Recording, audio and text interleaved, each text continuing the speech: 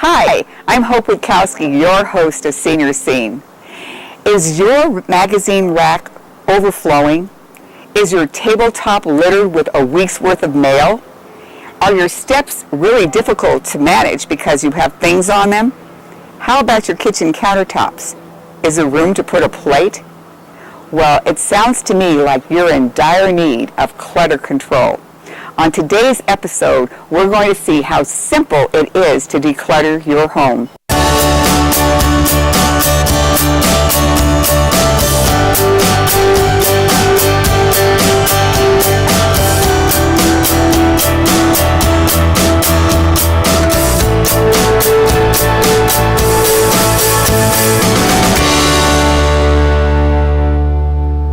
Dolores Cates has seen the whole spectrum of what clutter looks like in people's homes. That's because she's a professional organizer. She organizes people's homes and makes them clutter-free, making it a much more enjoyable and safer place to live. One of the things that a lot of people complain about is that they have a lot of clutter, however they can never find things. And they wind up going out and purchasing things that they know they already own because they can't find them. And so this is part of what happens when everybody gets more order in their lives and in their spaces. The clutter also is what I call visual noise. Emotionally, it impacts people because when they look around, they can't think in that space. I walked into a client's house once. We were supposed to work in her office. And we walked by the office and she said, I can't even go in there because I just get too emotionally upset. And so, of course, we did go in there and we started cleaning it out. And you clean it out one drawer, one spot on the desk at a time. And then they start to breathe a little bit. But some people really get so emotionally stressed by all the clutter that they can't breathe and they can't think. And that's the biggest downside that I found. Ed and Danelle are one couple who knew that they needed some order in their home. So they called on Dorothy for some help. If there's a flat surface, we have to have stuff all over it. Oh, that's not covered. Yeah, so Doris came over and she assessed the situation. She says, oh, this is nothing, we can fix this. And so we did, and it looked really good for a bit of time, and then it started creeping back because we had too much flat surface. And I find that seems to suck people in all the time. Before the meeting at the client's house, we have a phone interview.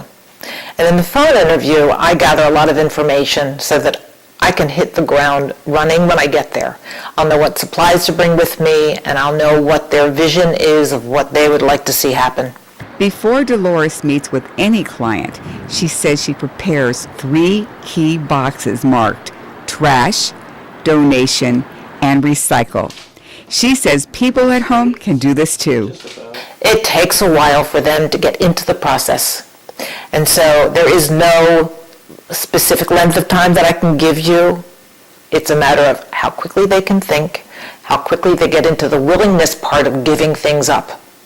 And so I've worked with people who, after half an hour, they really get into it and they start tossing with gay abandon.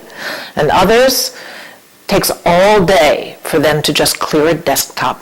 Dolores also runs into problematic clients who may initially refuse her service. Occasionally, however, when I get that phone call, I always ask to talk to the person who's going to be the subject of the organizing, because it's very difficult to get people on board if they're not the ones making the call. It's all about willingness. I have to make the connection directly with them, make sure that they are willing to work with me and that they want to make the change. Some people just don't want the change. It's similar to addiction, giving that up, where you hit a bottom and you can't function anymore because you can't find things, you keep losing things in your house or in your office.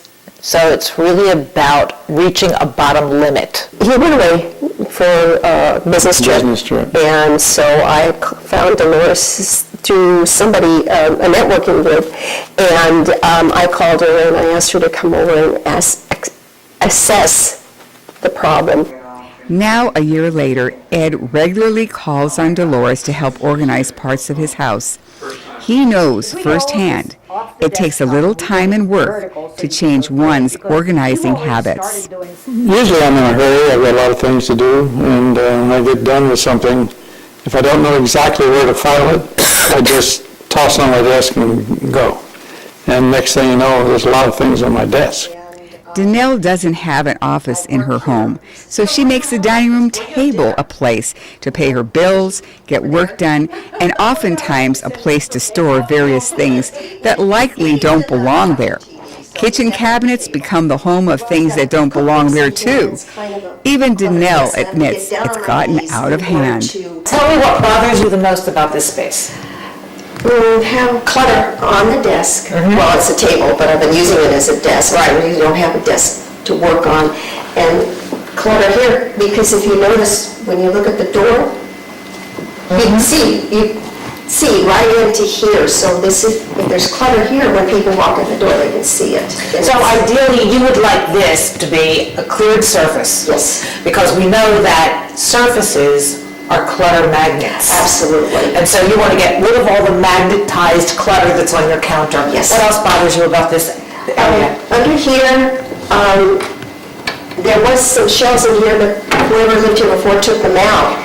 And I just got cookbooks in here, and it's kind of a cluttered mess, and I have to get down on my knees in order to pull anything out. And this is supposed to be a storage unit to put that away when I'm not using it, and right now I can't do that. All right, so we need some solutions here for the clutter that's in the cabinets. We need to get things off the countertop. Talk about the desk. Because I really don't have workspace in the office, I kind of commandeered this, and there's better light in here, and this room isn't as cold as the office is for me. Okay. And so I kind of just commandeered this, and I work here. This is So where do you have breakfast? Where do you have dinner? Well, I usually eat over there. What about it? You send in for takeout? Well, he likes to eat, he eats in the watching TV, so he's never at the table. Well, let's do it so that you can have a dinner party in here, okay? Because this is a really easy fix. One of the things that I would like to see happen is your computer can stay there, and we'll figure a way to put that in here when you're not using it, and that isn't too inconvenient. But this pile, first of all, you are filing by piling, which is a major no-no. Yes. And so in order to eliminate that, we'd like to have things standing up and being vertical. I believe that everything is more organized when it's vertical, and you have that because over here, you set this up yourself. Yes. There's your filing system. That is out here. Why is it out here? Because there's no place else to put it. And so part of the clutter that's here, we can easily get rid of, and this is going to be a really easy fix. Okay. One of the things I thought would help you is this device, which is a rolling filing cart. And so this rolling filing cart, we can put file jackets in, and put all of the material that you have in the rolling filing cart. And I know it's not going to be perfect until we set up the system. Okay. But just for purposes of demonstration, and We don't need those. we need sushi, and Yeah. you can start to see that your papers are now more accessible simply because they're vertical. You can fan through things. So we'll set up a filing system for this. The other thing I like about this device is that you can use it portably, or you can set it on its wheels and roll it around. Yeah, we're stuck over here. Okay. All right. And so when you're not using it, It just you can store it out of the way. Now look at the table. It's starting to look like a table again. Being unorganized or cluttered is different from hoarding, but not by much. Hoarding is on the extreme side of ultra-saving to the point of not being able to function or move about in a home. It makes it dangerous in the event one has to evacuate their home. Clutter, on the other hand, is a collection of things in an unorderly fashion. There are many ways to work through not wanting to give things up. One is obviously you take photographs of it so you have a memory of it that you can see, you have a visual. Others are just working through the process and seeing why it is you want to keep it, what's so memorable about it. And sometimes you need the help of a therapist to work with the client so that they can work through some of the issues that are attached to the objects. Danelle and Ed are not alone in feeling embarrassed and stressed. Down here at the Study center. find those And are I'm the just top keeping them reasons for most people let their historical clutter reasons. You get know, out of all this- hand. all this- I wasn't ashamed to have people come upstairs and watch and look at the Oh, yeah, she used to, if guests were coming over, she'd close the door to the den, the office, so that they couldn't see it. It gets me back into the neatness again, and I tend to try and be as tidy as I can. Sometimes I slip, but I find that if you are tidy, if everything is in its place, it's easier to find something that you really need at the time. Once again, Dolores is called in to remind them of the tools of organization. Working together with Ed and Danelle, she refreshes their memory to not pile on the counters as you walk in the door. She shows them the joy of having everything accessible and located where they rightfully belong. Tell me what bothers you the most about your office and your desk. Well, mostly the clutter. It's, Obviously, yeah. And what in particular would you like to see happen quickly? Well, the problem I have is, like I said earlier, I'm usually in a hurry, and I don't know where to file things exactly, and so rather than take the time, I just toss it. So I have a large stack of It starts stuff. growing, and your Yeah. clutter is growing. So And if you pretty would just, soon I'm looking for stuff underneath, you know. because you also are filing by piling, which is an absolute no-no. So if we get all of this off the desktop and we get it vertical so you can go through it, because you've already started doing some of that vertical idea here. You have things that are not in just a pile. But I also know, because we set this up before, if you want to step aside for just a minute,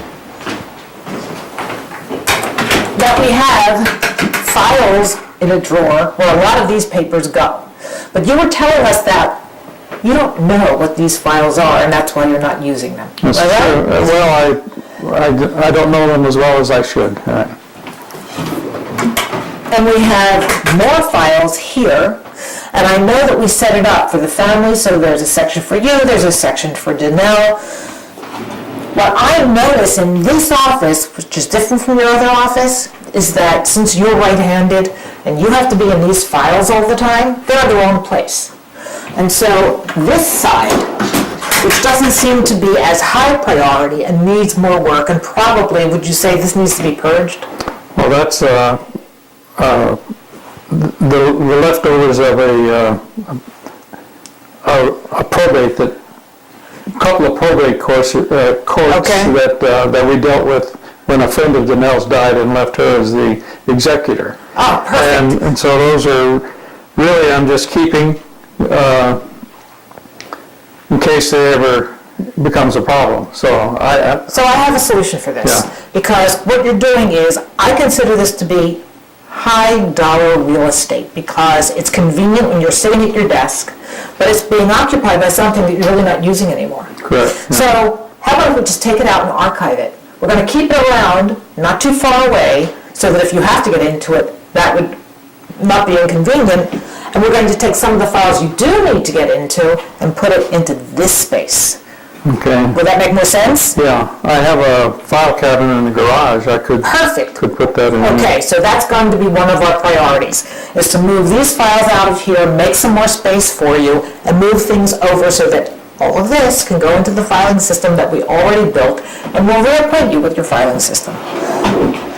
Okay, clean it up. So, our organizer has been working with our homeowners to declutter their kitchen and their office. Let's go check it out. Yesterday, when I got here, this counter was completely covered with clutter. It was a place where you came into the house, you just dropped things. Whether you realized that there was a place for it or not, you just left it here because things tend to lay where they land. And so we've cleared all that clutter out, and we have made this a place where you can enjoy a meal, And when people walk into your house, they now don't see the clutter that's in front of them as they walk in the door. They see this beautiful setting where you can enjoy yourself. If you remember, this table was covered with clutter as well, and we also had Danelle's portable office here. But now it's all cleared of the clutter, it's got a beautiful cloth on it, and we can have a dinner party here. A day later, Ed and Danelle could see a vast improvement. Even the under counter in the dining room was organized to house items that were not used every day.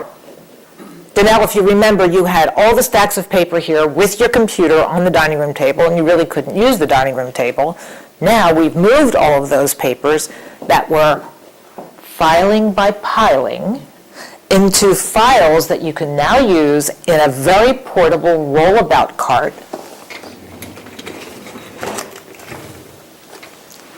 with all of your files labeled, appropriately labeled. Your computer is now also on a portable cart, and this is something that you can use anywhere in the house, and if you really have to get it out of the space because you need to use it for something else, you can even scoot it into the other office. For you, a much better feeling emotionally when you walk in here and you see that you have a clear space and a clear desk where you can work. I hope you've enjoyed all the steps that you can take to learn how to declutter your home. You won't believe the energy you will save by not having to look for that one piece of paper that you don't remember where you put. I'm Hope Witkowsky reminding you, knowledge, it's a powerful tool. Tune in next time for more secrets on successful aging.